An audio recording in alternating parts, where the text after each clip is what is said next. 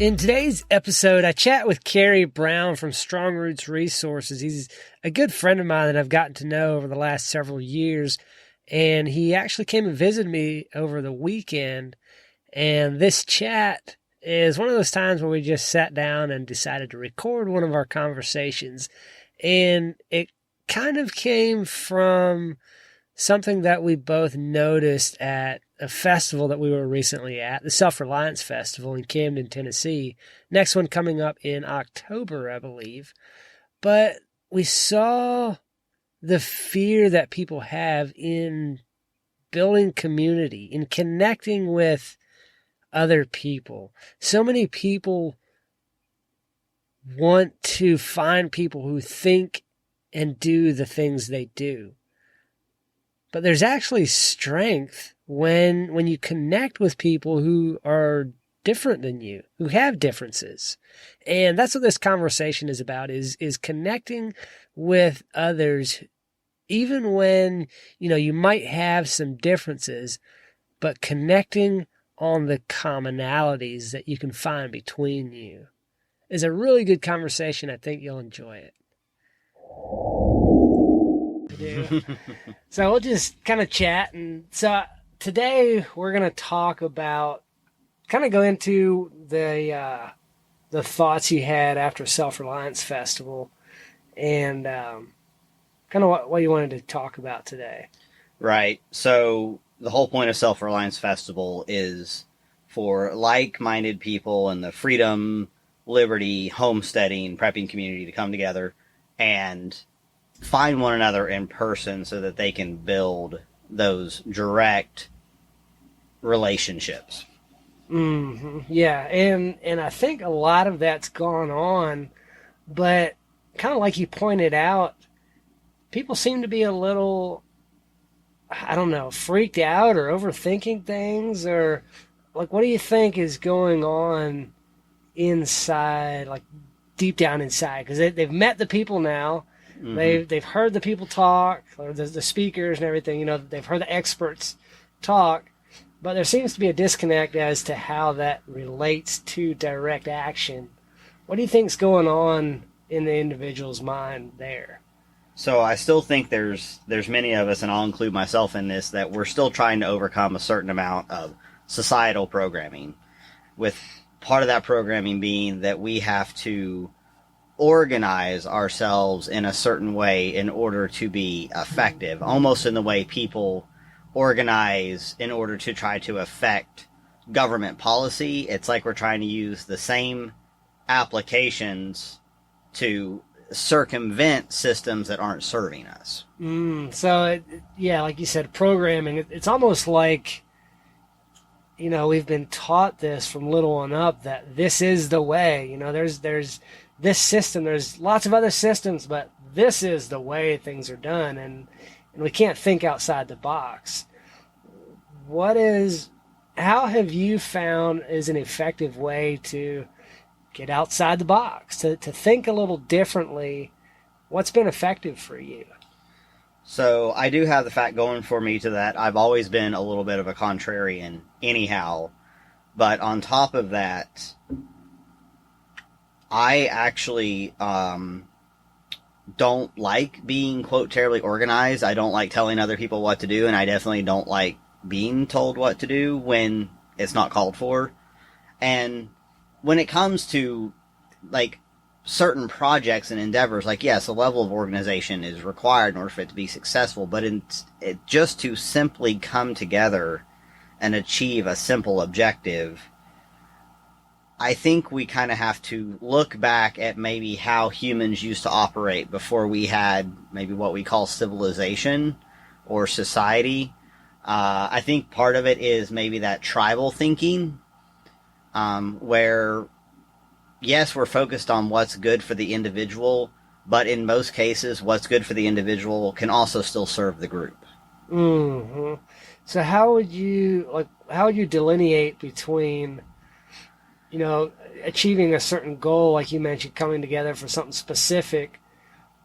You might need some organization there versus the other things that you're talking about. Like, do you have a for instance there so we can see maybe how you might need an organization, or where that's not really as necessary?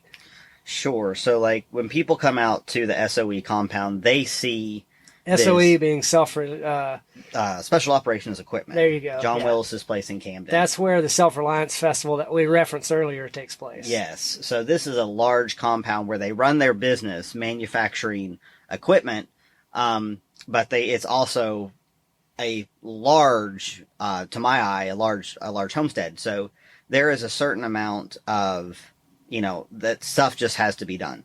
So people see this large operation and they kind of want to duplicate it but for one thing, like it's cool, they got all kinds of neat stuff going on. So I think perhaps people feel that they see a working example and therefore they have to duplicate that. Right.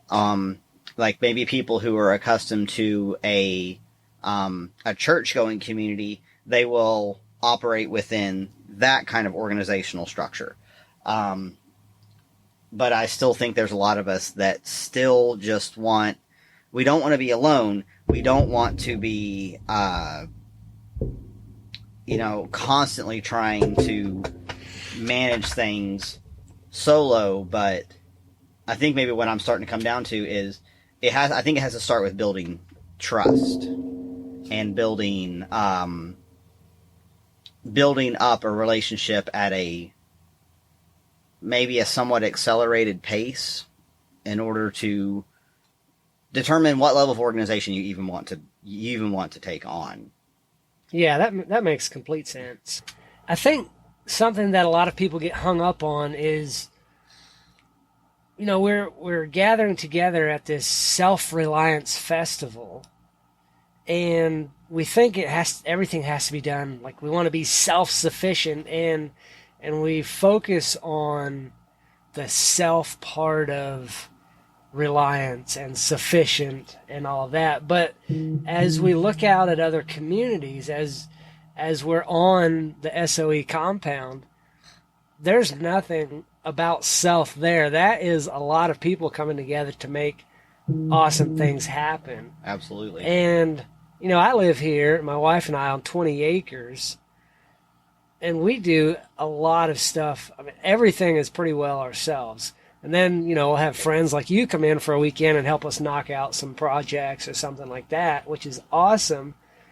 But it can be hard to see that you can get so much farther with other people. And I think a lot of people get hung up on how to build those relationships that you're talking about, how to build that community, how to keep the self. We want to keep the self inside of community. Yes. Where does that?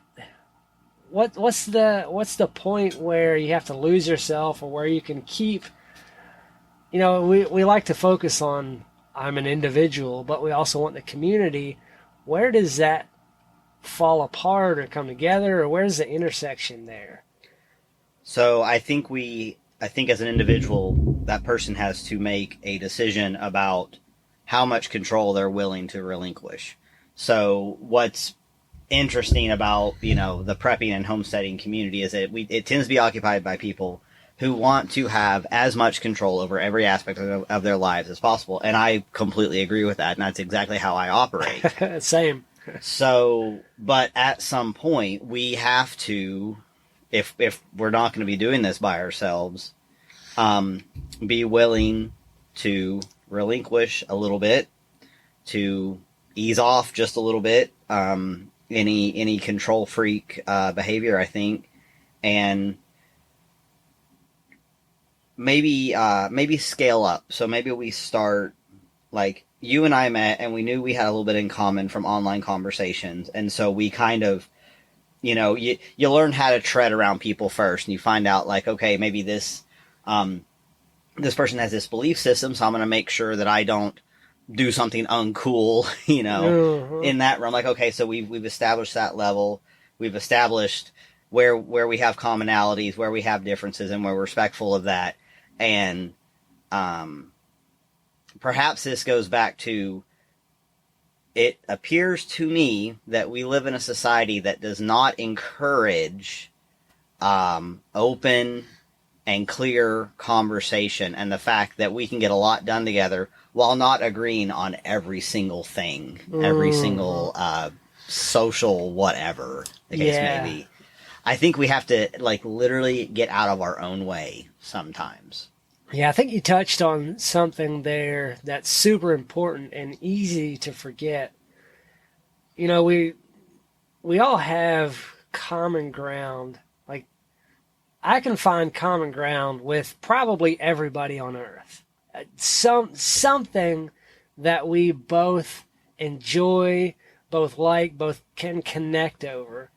But like the news, you know, if it bleeds, it leads. Right. We like to focus on the negative. We focus on what's uncommon. So if you and I disagree on this point, it seems like we are so focused on, no, we have to agree on this, that we lose any chance at connection with the other person.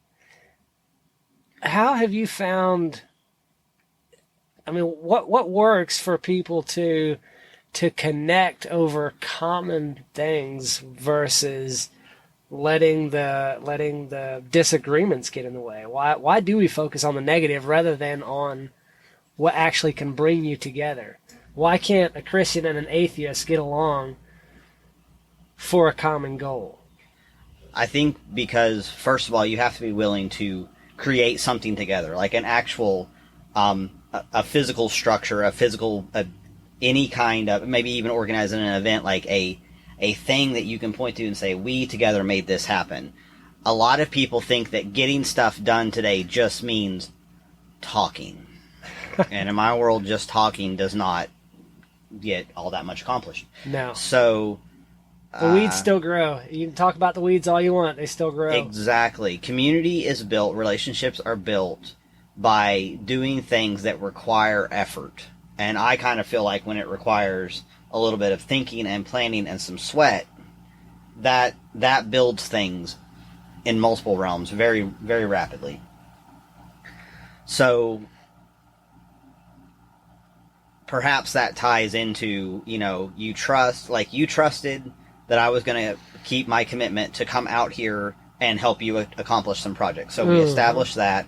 We accomplished projects and have had a great weekend, had a wonderful time, ate a ton of wonderful food. And it's simply just, I think it's just, as humans, however our origins came about, we do seem to be very inclined to like create space, like create home, create structures, create and build relationships and associations. And I've been a part of groups that were, you know, what you would call like activists or whatnot. And the reason that I ultimately did not stay with those groups wasn't because I disagreed with what their goals were, but we didn't do anything. I can't point to any structure that was built, any objective really achieved. It also didn't help that we're up against, you know, huge entities that don't care about little ants scurrying around their feet. So, you got to make stuff.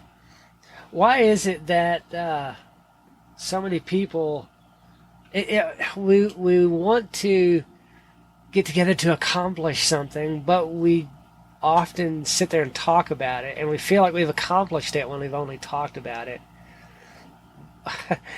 And I'm not sure what's going on there. Is it because we don't actually want to get our hands dirty? We just want to, like, oh, we're so concerned about this, but I guess we're maybe operating in the circle of concern rather than control? Sure, I think that's a big part of it. I think there is often these days physical labor is viewed as beneath the human condition, that everything should be done by technology or automation or whatever. And that's not to say there's not a place for some of that stuff. We were just talking about how an automated chicken tractor might be really nice, you know. I would love that. but I think there is a spiritual connection to exchanging your personal life energy in order to create something. Mm-hmm. Yeah. I had a thought there that disappeared. I can't help but think of, like, back in the early 2000s, Al Gore jetting around tons of wasted fuel and all the carbon monoxide or whatever that he was putting off, but trying to lecture people about, oh, you should use these green light bulbs and use less energy and all of that. I don't know if that's where the mentality comes from today, that we can talk about things and that's actually changing it, rather than doing what you're doing on your little farm in the middle of, you're right on the edge of Knoxville. You've got how many acres there? You're preserving it from the urban creep. Yeah. We have our little holdout against what I call suburbia hell. Yeah. And things like that are what really makes a difference. You've got the little, to co-opt a term from the greenies, you've got your little green space there. Yep. You're making a difference. It's an oasis for the wildlife. It's a haven of rest, if you will. Like, people can be in the middle of a city, but when you go into a park environment, or not something that's even manicured and managed, but you go into kind of a wild green space, there's something about it that, I don't know, just rests your soul. Yeah, it's immediately calming, and there's even evidence at this point that your heart rate goes down, your blood pressure goes down. They've measured people's brain waves, and they enter a different, literal different state of mind when they're surrounded by nature. That's incredible. Yeah. Back to the original point of the conversation, what was it? What made you originally think about how people organize, how people, like the practical organization of things? What was the question from Self-Reliance Festival that came to you? And did you have any immediate thoughts as to solutions or how to answer that question? So I did have one idea that I've forwarded to the organizers of the event. So I'd love to see it happen, and maybe I'll just volunteer myself to make it happen, since I'm going to be at the next one. But that is, when it comes to finding people, to have just like an information board. So that's like step one. Because that was, at one point, I talked to one person and they told me what county from Tennessee they were in. And I was like, I think I know somebody who is also in that county. And then I remembered who it was, and I found them, and I spent the rest of the day trying to be like, bringing them together, and finally flagged them down. I'm like, man in red hat, talk to lady in blue shirt, because it literally, like, you'll meet somebody 4 hours away from your home to find out they live 15 minutes away. So I want to see an information board go up, old school style, where, yes, later you can do email and Telegram and all those forums, but you write the county you're in, or whatever your general area. You could be as specific or as vague as you wish to be, because some people really go big on operational security, which is cool. And then have whatever contact information. And people can just walk up, they can view the board, they can take a picture of it, they can do whatever they want to do. And so they're like instant group. There's your people, right? There's your like-minded people that everybody's looking for. And then you start with maybe just a casual meeting. Maybe you don't even have a major goal. But after that, after you've met at the park or the state park or wherever the case may be, you got to decide to do something. And a lot of the times, we will self-organize. I think that's our natural state. Somebody will decide, well, I'm going to bring the barbecue, and somebody else is going to bring tater salad, and we're going to bring these set of tools and build whatever somebody needs. I mean, it's instant bonding. It just is. And maybe we're just complicating it. Maybe we feel like we have to have a charter and a set of rules, and with folks like you and me kind of running around, operating under the non-aggression principle. We're going to be kind to people, and we're not going to We're not going to take their stuff. We're not going to harm anyone. We're not? Yeah, I've totally got like your nicest tools in the back of the Jeep right now. And I'm going to go sell them on Craigslist as soon as I get back home. These are very basic, simple ideas, and I think this is how we are inclined to naturally organize ourselves. We're letting ourselves be told by other entities what we should do, and I almost think it's an effort to maybe throw a wrench in the gears. Whether we trip ourselves up or it happens by other influences, whatever that case may be. I think it sounds silly, but maybe we just don't have to try that hard. Maybe it really is just that simple. It seems like the best answers really are the simplest. I think a lot of that goes back to like you said, the programming. We've been brought up through school, and even though we want to break out of that, we're so afraid to push the boundaries.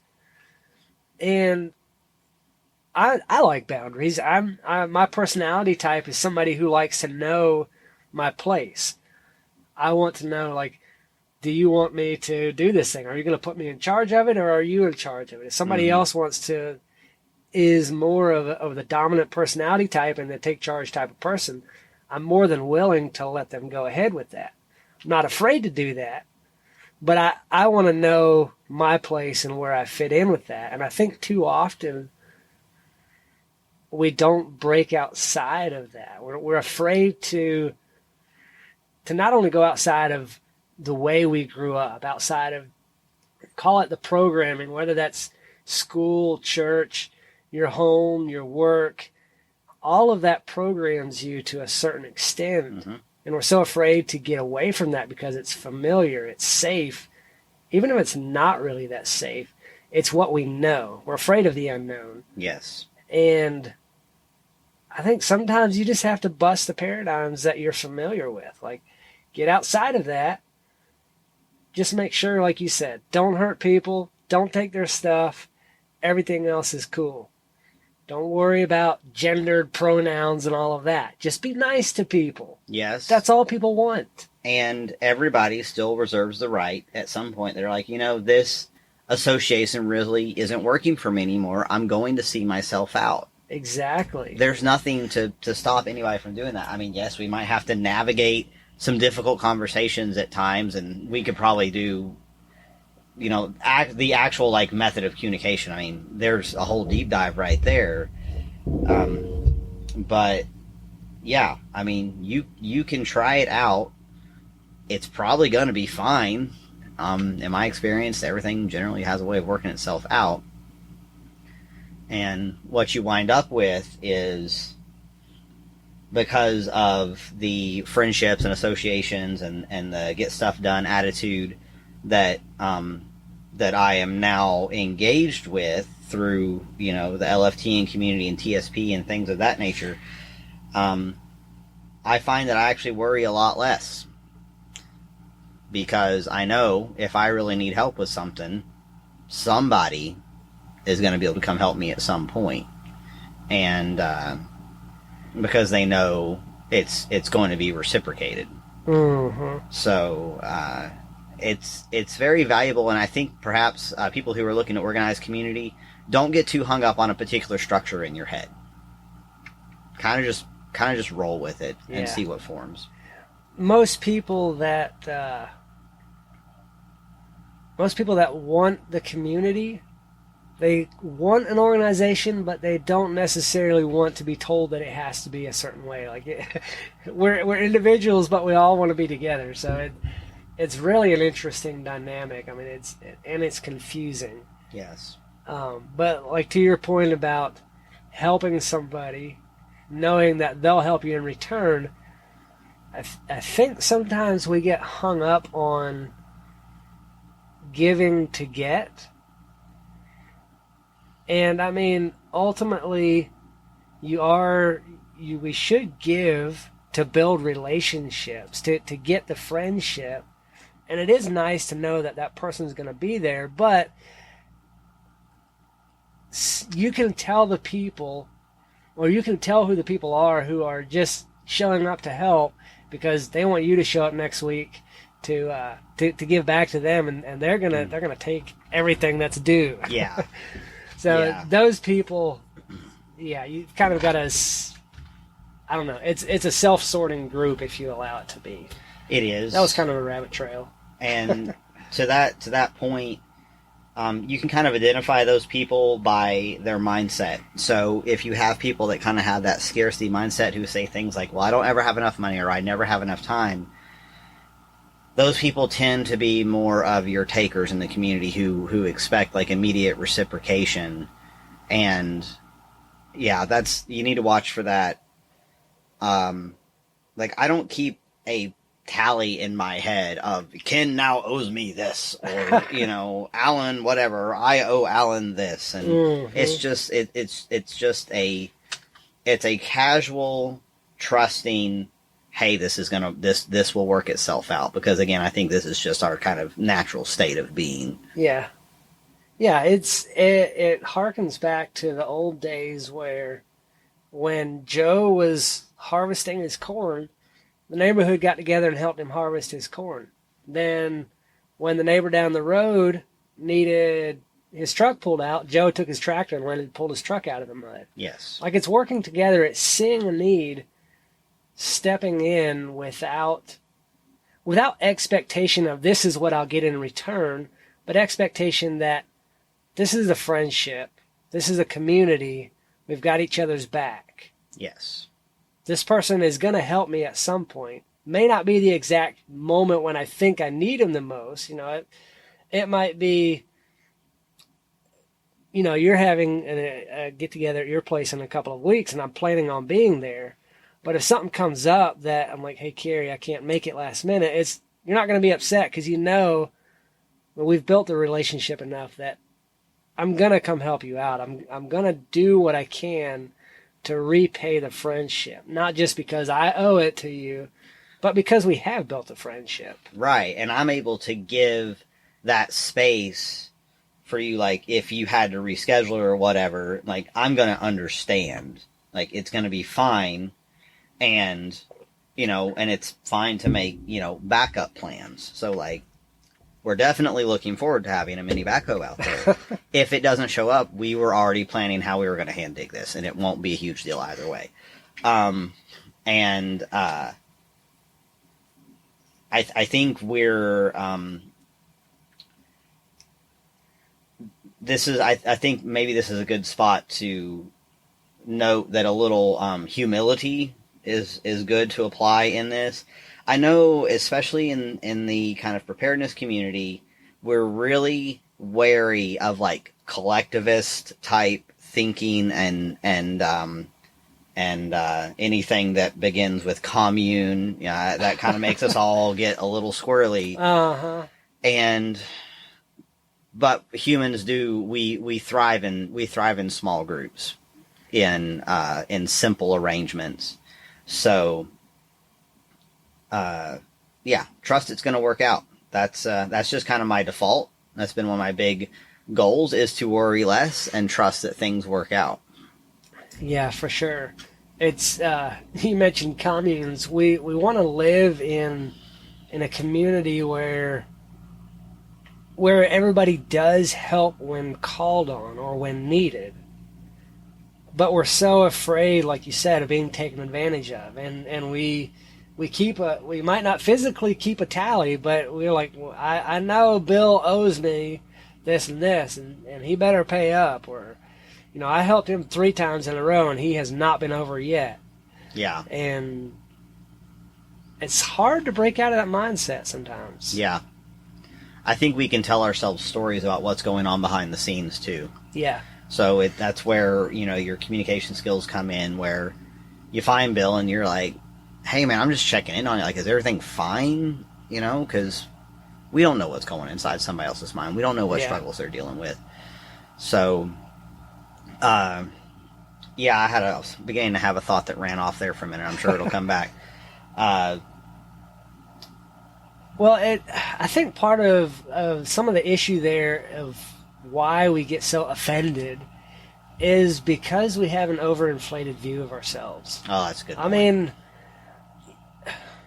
to a certain point, like, some of us can't stand ourselves. Like we're like, I know I'm not who I need to be. I'm working on it. And we feel like other people view ourselves the same way we do. And then when something happens that we think reinforces that, we get offended, we get upset. We're like, he said this and this and this, and that person never even thought that. They're like, you're an awesome person. They just maybe didn't communicate it in the way that you thought they should have, and so you take offense at it because, you think that what they said means they feel about you like you really feel about yourself, and you don't want them to look down on you. I don't know if that made any sense at all. I'm following you. It's kind of like, like Jungian philosophy is, or psychology would be the more accurate word, where, they kind of call it shadow projection, where there's the thing, the dark thing that you don't like about yourself, and that's what you decide you really dislike or even hate in other people. And it's like, actually, no, you're projecting your personal failings onto another person, and that is for you to address internally. Yeah. The other person doesn't even know it or think it, or they had no malice at all towards you when they said the thing, no matter what it is. I don't know. We've kind of veered off from what we originally started talking about, but I think it all ties together. Just be yourself, but be kind to other people. Treat other people nicely. Treat other people in a manner that makes them feel human. Like, humanize other people. Yes. We're not machines. We're not robots. Like, we're people. People thrive on relationships. Even people that are introverts or loners, relationships is the most important thing in life. Everything is built on that. So treat people accordingly. I agree. I think maybe a couple of key words to keep in mind is humility and trust. Try to really cultivate that outlook. Yeah. Very good. That's awesome. Well, any other thoughts before we call it quits on this, what I think has been a wonderful conversation? Yeah. I'm just going to throw out there that, the next Self-Reliance Fest is in October. I think it's the first weekend in October. I believe you're right. Should be selfreliancefestival.com. I'm sure tickets are available by now. I know they're looking for speakers and presenters, so if you got something to share, real quick, I was noticing with the speaker schedule at the last one how much value everybody brought. So you may think you don't have anything to share. You're probably wrong. I just got up there and talked about taking care of hand tools, and I'm always blown away by how many people ask questions and how many people want to chit-chat about it after the fact and, get more information or, swap a tip or something like that. So, think about coming out. I'm going to see about getting that information board going, and this is a wonderful opportunity. There's people who drive from 2 or 3 states away to come to this. Yes. So. Yeah, there was a lot of people from pretty far away at the last one. Yeah. Minnesota. I know, a long ways. Kerry, where can people find out more about you if they want to follow the work you do? And we haven't even talked about what you do at all, but... That's fine. Strong Roots Resources. Yeah. That's Strong Roots Resources is a homestead design and consulting business where I will walk you through how to get your homestead started, right down to how to design your food forest, how to manage small livestock. And I also work as I do installations and whatnot within a certain mileage range, of course. And I will, I kind of hire myself out as a personal researcher. So I know a lot of folks are busy and they're working full-time jobs and they're trying to make their homestead happen. And so I like to be a partner in that process. So there you go. I've got, the website's up and it works. You can contact me through that. I've got, I throw some photos and videos up on Instagram whenever I got something interesting to show. So, that's it. That's what I'm up to these days. All right. Check them out, strongrootsresources.com. Kerry, I appreciate it. We'll have to do this again. Absolutely.